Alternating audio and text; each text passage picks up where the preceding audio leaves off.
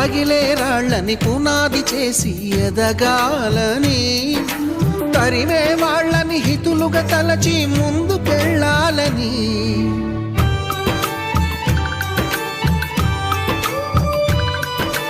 కన్నుల నీటిని కలల సాగుకై వాడుకోవాలని, కాల్చే నిప్పుని ప్రమిదగా మలచి కాంతి పంచాలని, గుండెతో ధైర్యం చెప్పెను, చూపుతో మార్గం చెప్పెను, అడుగుతో గమ్యం చెప్పెను. నేనున్నానని నేనున్నానని, నీకేం కాదని, నిన్నటి రాతని మార్చేస్తానని.